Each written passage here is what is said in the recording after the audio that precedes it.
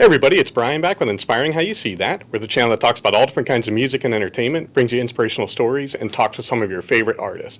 Today I have two very special guests. I have Camille and Kennerly, the Harp Twins. Ladies, thank you so much for joining us. Thanks for having us. Absolutely. We're here near Cleveland, and we're at a Comic-Con, and you guys are playing all weekend here, correct? We are, yes. We are performing one show each day, Friday, Saturday, Sunday, and the rest of the weekend we are at our booth meeting fans, and it's going to be a lot of fun. Nice. Now, how long is this tour that you're currently on been going?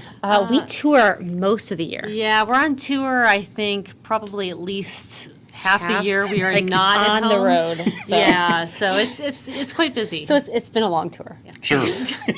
It's endless, actually. It just never ends. Yeah, It just constantly. It never ends, yeah. If you can't tell by looking at them, they are twin sisters. Mm-hmm. So that saves us from the whole how did you meet question. Oh, yes. In the womb? Exactly.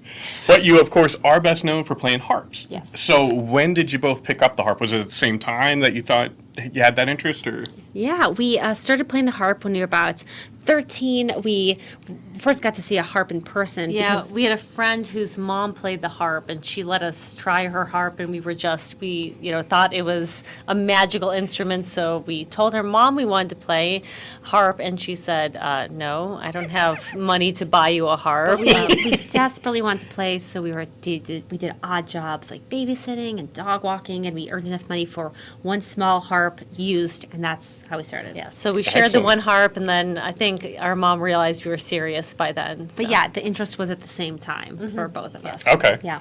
So there's a lesson. If you're interested in something, put in the hard work. Absolutely. It works out. Yeah. It was something that we appreciated a lot because it's something that we had to work for versus something that was just handed to Sure. us. Yeah, so many people that we knew, they played an instrument when they were kids, but it was something that they were forced to do, and so a lot of them, I think, lost the love for it, or maybe they didn't appreciate it in the first place. But so that's, for us, it was something we desperately wanted, so I think we appreciated it a lot more. Sure. Yeah. Now, do you play any other instruments beside the harp, or like the piano? Yeah, or? we're classically trained in piano. That was our first instrument, actually. We had a touch-sensitive keyboard that we used when we were kids, and so we studied classical piano all the way through, validating out of our Conservatory of Music requirements at our university. It's for our university studies, basically. Yeah. And so that's the other main instrument that we have been actually trained on. We also sing. Yeah. Okay.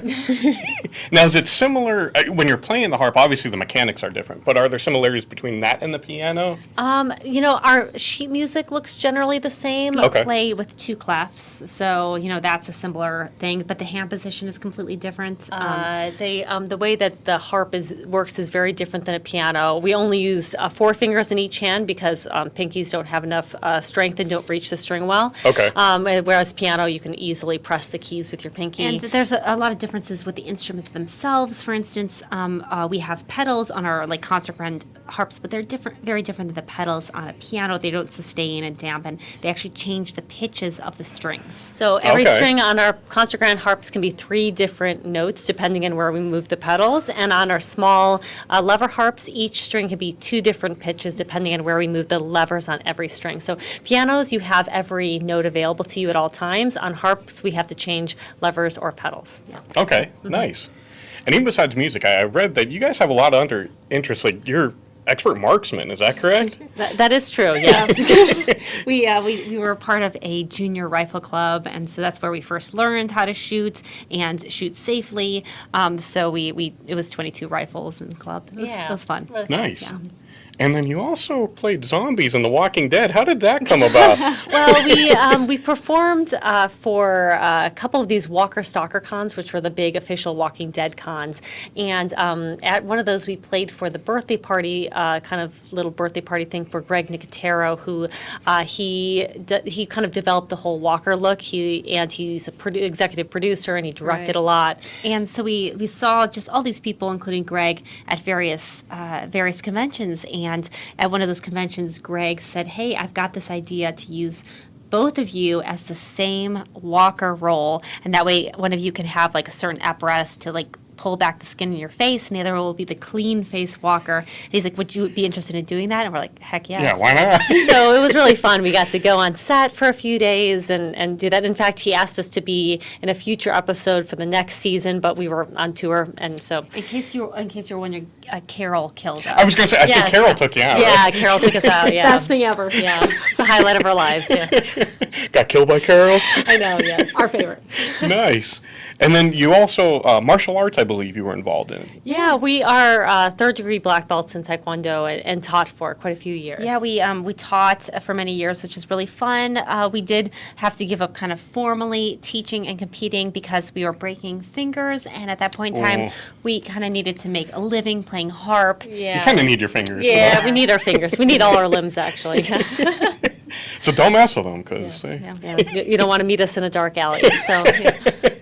And now I want to talk about some of the songs that you've done. The first one that I saw, of course, was Metallica's One, which was incredible. I'd never thought that harps could play Metallica, and that was awesome. How do you choose those songs? I know you do a lot of classic metal and rock, so how do you go about the process of choosing what songs Well, to as do? far as our cover arrangements, we kind of have just mostly done songs that we love. So we grew up listening to a lot of classic rock because that's what our mom played, and so we knew a lot of music that was like before our time, so to speak. Yeah, love classic rock and metal. And as far as one, that was one that we wanted to play something where we were both playing the same harp. Yeah, Okay. but we didn't want it to be kind of arbitrary, so we thought, we kind of put it on the back burner, and then one day I went up to Kennerly, I'm like, I know what we should do on one harp, and she said, One by Metallica, and we're like, okay, because it was perfect, because we're both playing the same harp. So Yeah. we're both playing the same harp, so someone has to be playing backward, and then we needed a way that we could do more percussion on the soundboard for our arrangement,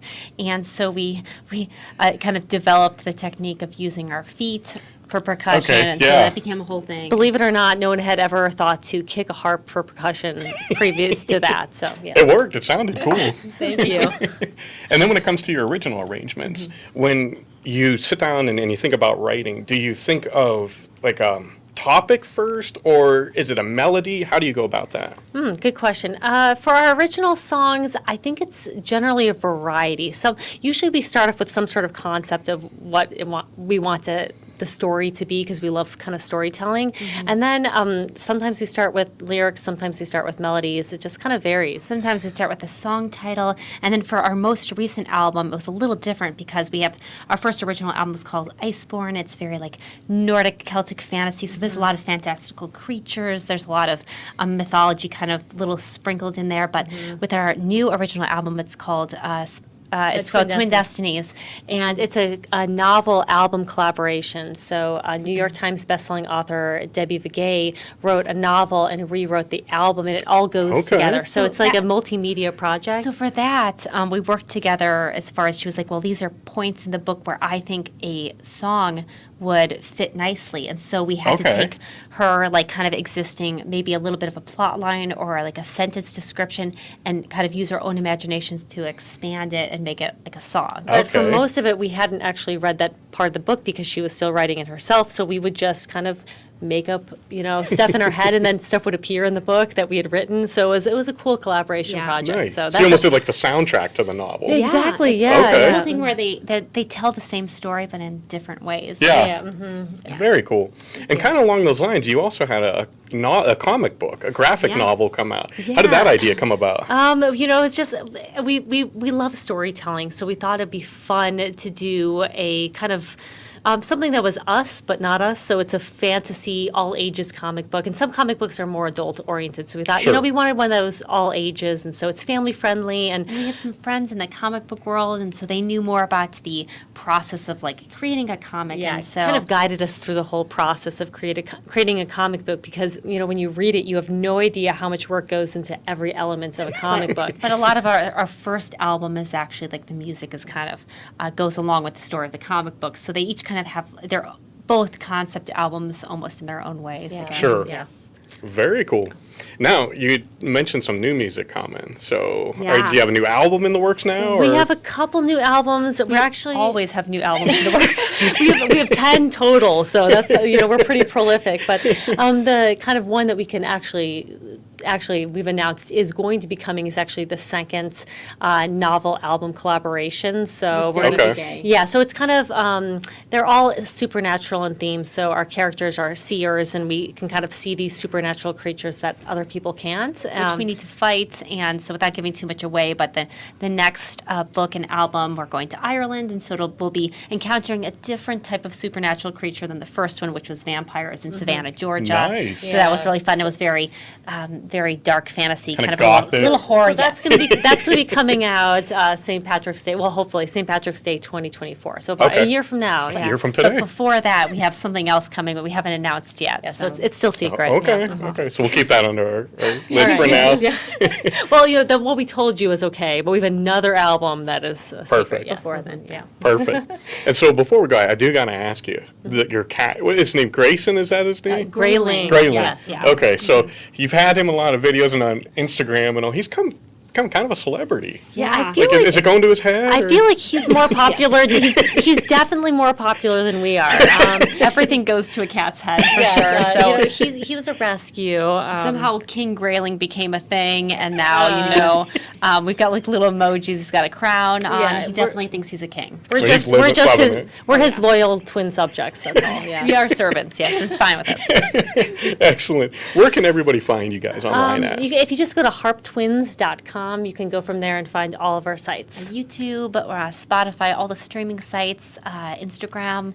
We release new music every single month. So And a new music video every month on YouTube. So, if you want to go and binge like 140 music videos, our channel's the place to go. yeah, leave yourself some time. Awesome. Camille and Kennerly, thank you so much. This has really been a blessing Oh, thank you. To meet and talk with you. Before we go, is there anything else you'd like to say to fans? Thanks for enjoying. Thanks for listening. Absolutely, Or if thank you're you. not listening, you should be listening. So. Yeah. I agree. I'm telling you, you're going to love them. It sounds incredible. The videos, a lot of them are really fun. You guys are going to love checking them out. So, Thank you. Guys. as always, we want to thank you guys for spending this time with us. We love you all. God bless and rock on. God bless. God bless.